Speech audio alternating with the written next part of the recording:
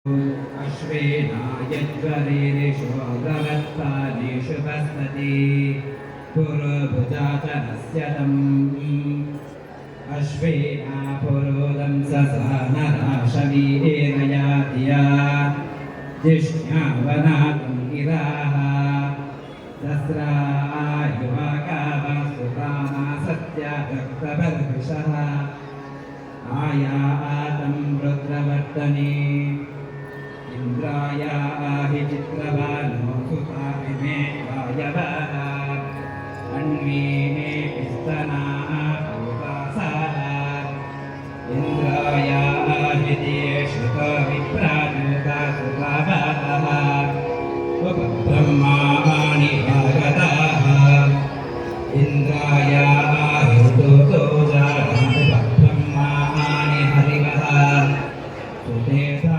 विश्वनश्चनाः ओमासश्चर्षणे कृत्वा विश्वे देवासहाघातः ओश्वांसो आशुषस्तुतं विश्वे देवासो अप्सुरस्तुपमागन्ततो नायः रुद्राणि वात्वसाराणि विश्वे देवासो अस्थिताये मायासो अद्रुहाः मेधं जुषन्तवह्नायः आवगानः सरस्वती वाजे वाजिनीवती यज्ञं वष्टो धियावासु चोदयित्रे धूमृतानां चेतन्ति समधीनां यज्ञं दधे सरस्वती महो आत्मः सरस्वती प्रचेदयति केतुना धियो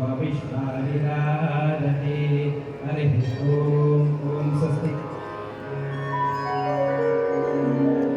लोके यज्ञविदो समस्तकविषा त्यागो हि संश्रूयते सर्वस्तद्विधिरत्र पूर्णविदः तस्माद्यजुष्यन्तिदः शाका हि प्रशताधिका विलसिता वेदो च शुक्लासितो बन्धोऽपि विविधशिवे खलु यजुर्वेदः समाकर्ण्यताम् देवदेवोत्तमे देवता सार्वभौमे अखिलाण्डकोटिब्रह्माण्डनायिके वेदवेदान्तवेद्ये पुराणपुरुषोत्तमे यजुर्वेदप्रिये यजुर्वेदसेवा अवधारया।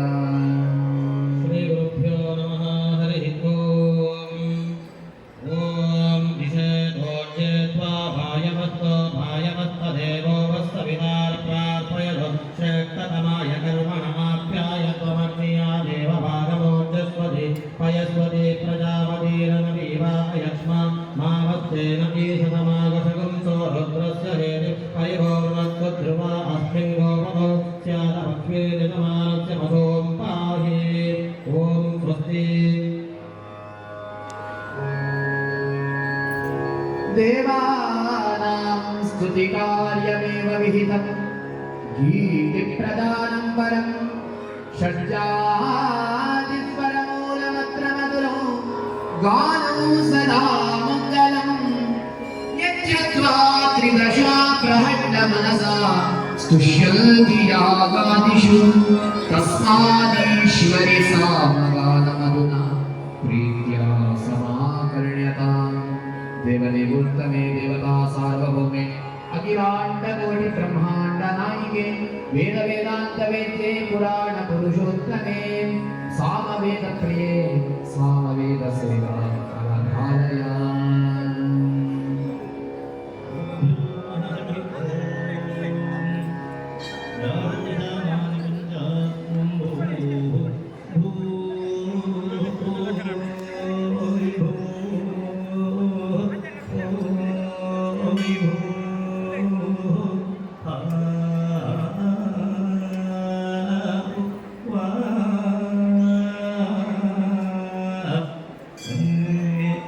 ॐ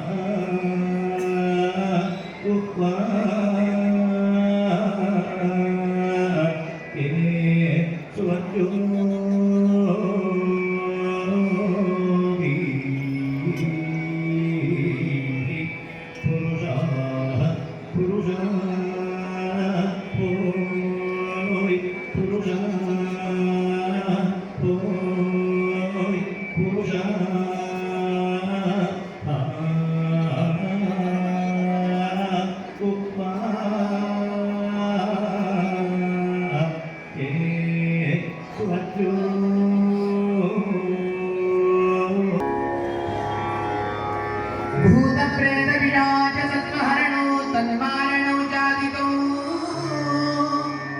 लोकानुग्रहभीषजस्य विषयो नाट्यादिशास्त्रस्य च विस्तारेण निरूपितो विजयते वेदे तुरीये महान् भो मात कृपया ह्यतर्ववचनं रम्यं समागण्यतां देवदेवोत्तमे देवतासार्वभौमे अखिलाण्डकोटिब्रह्माण्डनायिके वेदवेदान्तवेद्ये पुराणपुरुषोत्तमे अथर्ववेदप्रिये अथर्ववेदसेवाम् अवतारयामि।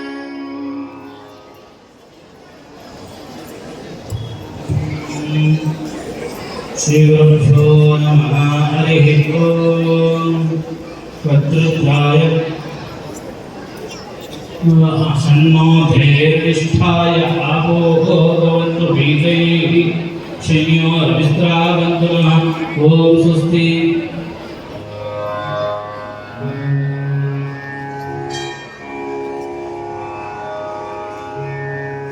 साहित्यं पदवाक्यशास्त्रवचनो साङ्ख्यो तथा ज्योतिषं काणादौ मनुधर्मशास्त्रममलं वेदान्तवाक्यं शुभम् लोकानुग्रहतत्परेर्मुनिगणे शास्त्रं समासादितम् एतष्टन्यतमो शिवे करुणया शास्त्रं समाकर्ण्यतां देवदेवोत्तमे देवता सार्वभौमे अखिलाण्डकोटिब्रह्माण्डनायिके वेदवेदान्तवेद्ये पुराणपुरुषोत्तमे शास्त्रप्रिये शास्त्रसेवा अवतारयामि।